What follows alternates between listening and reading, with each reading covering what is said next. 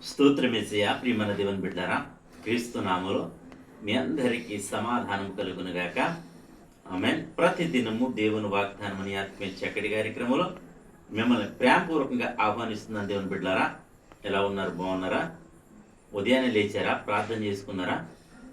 కాసేపైనా దేవుని వాక్యాన్ని మీరు చదువుకున్నారా? ప్రభు మీతో మాట్లాడి మిమ్మల్ని బలపరచరా అని నేను ప్రతి దినము అడుగుతున్నాను. అలాగే దినం విశ్రాంతి దినం ఎంతమందికి మరి జ్ఞాపకములకి దేవుని సన్నిధిని మరి ఎప్పుడు వెలుదునా అని ఆశ ఉందా? అలాగైతే ప్రతి ఒక్కరూ ఏ ఏ స్థలాల్లో ఏ ఏ ప్రదేశాల్లో ఉన్నారో ప్రతి ఒక్కరూ దగ్గరలో ఉన్న మరి దేవుని సన్నిధికి మీరు ప్రతి ఒక్కరూ తప్పక వెళ్ళాలని మిమ్మల్ని మీకు తెలియచేస్తున్నాను. తద్వారా మరి ప్రభువుని మీరు ఘనపరుస్తారు, ప్రభు దినాన్ని మీరు ఆచరిస్తారు. మరి 1000 దినాల శ్రేష్ఠ జీవితాన్ని ఒక దినం గడుపుట 1000 దినాల శ్రేష్ఠ జీవితాన్ని మీరు పొందుకుంటారు కనుక ప్రతి ఒక్కరూ దేవుని సన్నిధికి త్వరపడి రావాలి, వెళ్ళాలి అని మీకు తెలియచేస్తూ ప్రతి దినము దేవుని వాగ్దానం ఆత్మీయ చక్కటి కార్యక్రమంలో వాగ్దానం చదువుతున్నాను. అపోస్తుల కార్యాలు 10వ అధ్యాయం 36వ వచనం. యేసు క్రీస్తు అందరికీ ప్రభు, ఆయన ద్వారా దేవుడు సమాధానకరమైన సువార్త ప్రకటించి ఇశ్రాయేలుకు పంపిన వర్తమానం మీరు ఎరుగుదు. దేవునికి స్తోత్రం. హల్లెలూయా. ఇక్కడ మరి చక్కటి వాగ్దానం ద్వారా ప్రభు మాట్లాడుతుంది. ఇక్కడ ఏమంటే యేసు క్రీస్తు అందరికీ ప్రభు అట. మరి మనం తెలుసుకోవాల్సింది ఏంటంటే మరి ఆయన మరి కొందరికి మాత్రమే దేవుడు కాదు, మరి ఆయన ఒక గ్రామానికి మాత్రమే దేవుడు కాదు, ఒక రాష్ట్రానికి మాత్రమే దేవుడు కాదు, అలాగే ఒక దేశానికి సంబంధించిన మరి దేవుడు కాదు. మరి ఆయన మొత్తం యూనివర్సల్ అంటే ప్రపంచమంతటికి మరి దేవుడు గనక మరి ప్రపంచంలో మరి మనం ఎక్కడున్నా సరే మరి మనకు కూడా ఆయన ప్రభువే గనక మరి ప్రతి ఒక్కరూ ఆయనను కనుగొనాలని మరి ఈ సందర్భంగా మీకు తెలియచేస్తున్నాను. ఎందుకంటే ఆయన ఇశ్రాయేలుకి ఏ రక్షణ అయితే కలుగజేశాడో మరి ఆ రక్షణ మనం కూడా మరి తెలుసుకుంటామని మరి ఇక్కడ పంపిన వర్తమానం ఏమిటంటే మరి పాప క్షమాపణ. దేవునికి స్తోత్రం. హల్లెలూయా. ప్రతి మనిషి ఏదో విషయంలో మరి నేను నీతిమంతుడు అని మరి చెప్పలేకపోతున్నాడు కనుక మరి ప్రతి అనీతిమంతుడు అనగా ప్రతి పాపము అంటే మనం ప్రతి ఒక్కరము మరి దేవుని వాక్యాన్ని బట్టి చూస్తే పాపులమని మరి దేవుని వాక్యం సెలవిస్తుంది.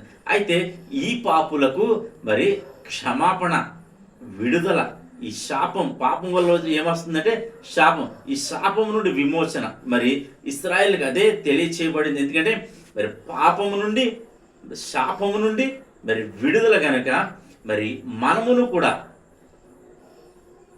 అందరికీ ప్రభు అయిన యేసుక్రీస్తును మరి మనం అంగీకరించగలిగితే, ఆయన వెంబడించగలిగితే, ఆయన చెప్పినట్లు నడుచుకోగలిగితే మరి మనకును మరి పాప క్షమాపణ, మరి దేవుని రాజ్యము అంటే స్వర్గము మరి మనకు లభిస్తుంది. గనక మన పాపాలు క్షమించబడతాయి.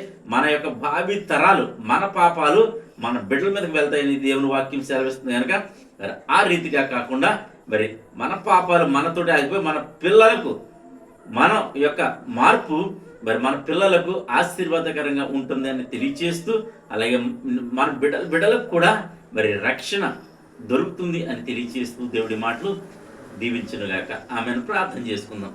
స్తోత్రము తండ్రి, వందనాలు యేసయ్యా.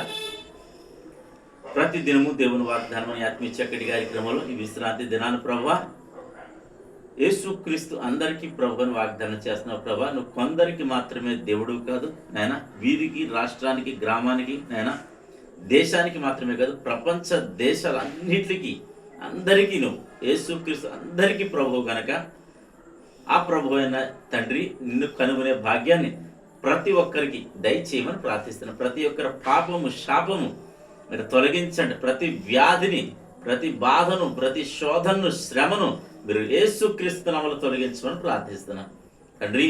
అలాగే ప్రభువా, ఎంతమంది ప్రభా యవనస్తులు ఉన్నారు, చక్కటి సంబంధాలను గురించి ప్రార్థిస్తున్నాను అయా. అనేకమైన వాటి యందు నా తండ్రి, నిజము కాని వాటి యందు ప్రభా నీ బిడ్డలు అనేక మంది నా తండ్రి నేను నమ్మకం ఉంచి, విశ్వాసం ఉంచి నేను వ్యర్థులు కాకుండా నా తండ్రి నేను నిన్ను నిజమైన దేవుడు యేసుక్రీస్తు ప్రభు అని తెలుసుకుని ప్రతి ఒక్కరూ నిన్ను ఆరాధించే భాగ్యం దయచేయమని ప్రార్థిస్తున్నాను. ఈ విశ్రాంతి దాన్ని ఎక్కడెక్కడ ఆరాధనలు జరుగుతున్నాయో క్రమంగా మర్యాదగా ఘనంగా జరిగించమని ప్రార్థిస్తున్నాను.